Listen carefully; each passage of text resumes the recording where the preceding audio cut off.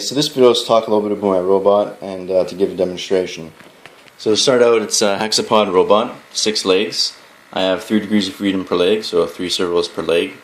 The legs are made out of aluminum, the frame is made out of aluminum, just a little bit of steel here to interface everything together. It has a lithium polymer battery with a low voltage alarm over there. There's 2 switch mode power supplies. This one's 5 volts to power the Pi. This one is 6 volts to power the servos.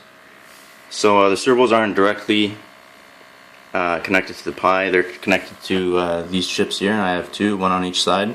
They generate the pulse width modulated signal to control the servos. So one on one side, one for the other. Here we have the Raspberry Pi itself. I have a Bluetooth chip for the PlayStation 3 controller that controls it, and a Wi-Fi chip underneath. So on this side, just a fuse here, toggle switch there. It's still in the prototype stages, so I just have a breadboard over here. Over here we have the amplifier for the speaker back there. So the robot can talk through a Texas speech engine called F-Elite. Here we have an 18 mega 328p, and that's responsible for the ultrasonic sensor. I didn't want to do that precision timing with the Raspberry Pi, so I'm doing it with the microcontroller instead. And over here we just have a level shifter. So just do a demonstration now.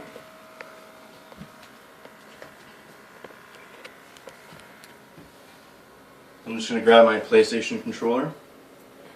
Go forward slowly at first. I'll go a little faster now. You can also go reverse, slowly, a little bit faster.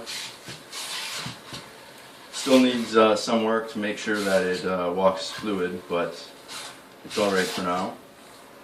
So what I'll show now, I'll show what I call follow mode. So basically it uses the ultrasonic sensor to try and maintain a distance from an object in front of it. So it's not perfect. If the ultrasonic sensor or the object is angled, then it may not reach the sensor and it won't know what's going on.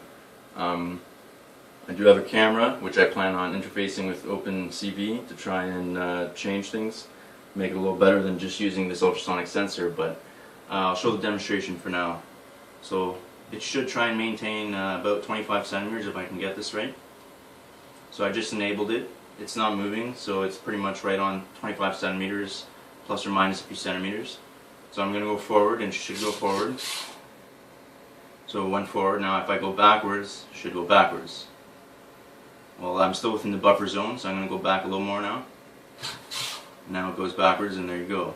So I can increase this distance as well if I want. So I increased it a bit. So now it went backwards a little more, and again to go forwards, and it goes forwards. And I can just do all that with the PlayStation 3 controller.